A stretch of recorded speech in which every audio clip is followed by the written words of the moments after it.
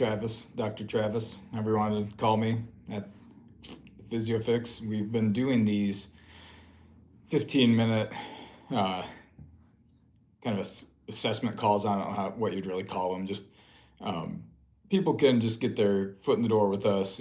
Get contact one of our therapists. Spend 15 minutes on like a Zoom call and just get a read on potential issues going on and some real quick like, hey, we could help like this, we could help like this, we've got a template that could work. You could come into the office if you're in Phoenix. We can work with you online if you really want to tackle it. In the end, a lot of people just want to verbalize what's going on with them because they feel like no one's ever really listened to them, and just give them a little bit of direction. These calls aren't meant for therapeutic purposes, just more quick. How we doing? Is there a way we could help you? And so one of the ones I did yesterday, and this is something you see a lot.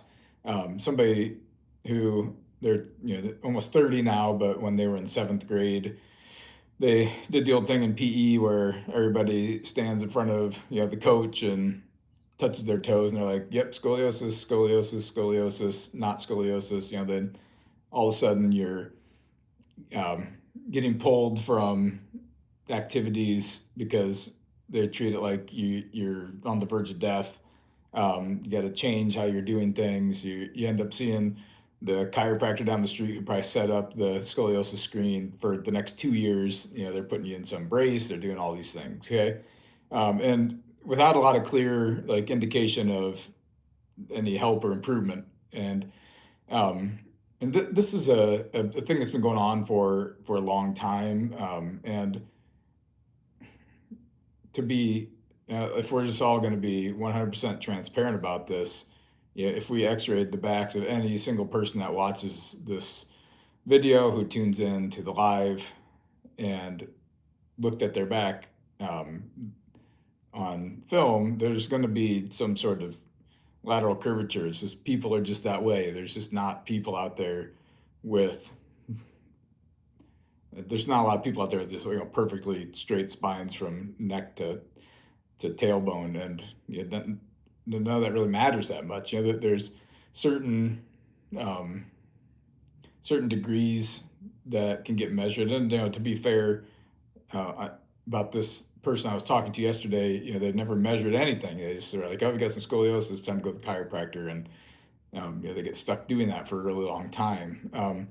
But there's certain degrees that tend to matter clinically. I don't recall them all offhand, but somewhere around like 20 degrees of lateral curvature, they start to monitor.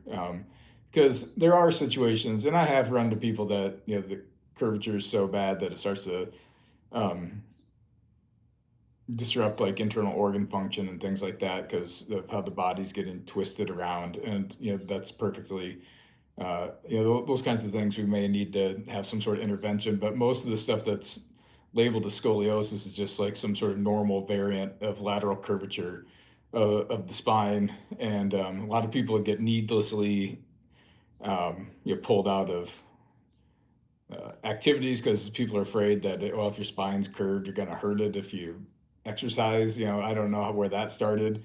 It's going to hurt you if you put a barbell on your back or whatever. All those things. I used to have kids that were told they can't deadlift because they have scoliosis, and I just wanted to slap everyone in the face. I was like, this is nonsense. One of the greatest deadlifters of all time had severe scoliosis. Lamar Gant was his name. So, we can't look at these things in isolation as something that's problematic, because likely it isn't. And the overwhelming majority of people that even have curvatures of 20 degrees or more don't have any sort of symptoms or pain. So it's also not some sort of precursor to future injury, pain, or discomfort. What becomes the problem is when folks, I'm talking about scoliosis, but what becomes the problem is when people are told that they have these things and that they need to start avoiding certain activities. And then they become detrained, deconditioned. And now we're putting people in situations where they're more likely to have issues, injury, and discomfort because they're not exposing themselves to any sort of meaningful stress that helps their body have adaptation. Um, the best thing that we can do with these folks is encourage them to continue with their normal training. And maybe we have to make some modifications based on how they're feeling, but that's not typically the case. Uh, the biggest mistake that gets made in these situations by far is people over medicalizing the issue and in treating things that don't necessarily need to be treated for very long periods of time and removing people from the very activities that are keeping them feeling good.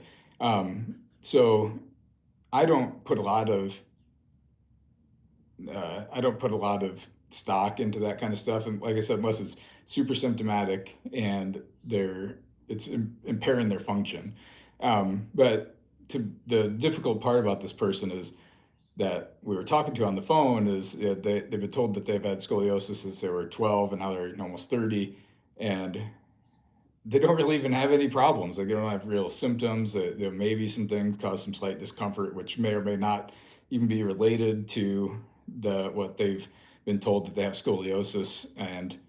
Um, and so when they're reaching out to you for help, it's like, well, what are we trying to fix? Because I likely at this point in your life, we're not going to be doing things that are gonna, yeah, I don't know if the word that they want is corrected or what it is, but um, you know, we're not have like a measurement to go off of. We're not measuring the scoliosis and we're talking on the phone. We're not going to measure it again in the future to see if it changed. And you're not even telling me that you're having any particular symptom or issue. So, what's the goal going to be? And that's always tricky with those kind of folks because they have this idea that they're that they need to fix it or however you want to describe it. So, um, we will probably end up working together a little bit online, and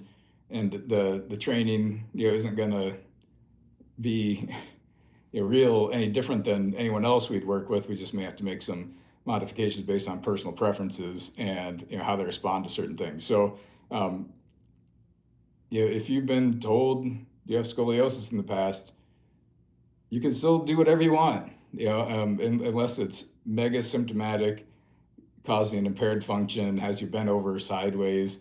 Like there's not contraindications on its own to doing anything. So, hopefully that helps some of you out. Check my channel for more. There's tons on there, and we'll see you later.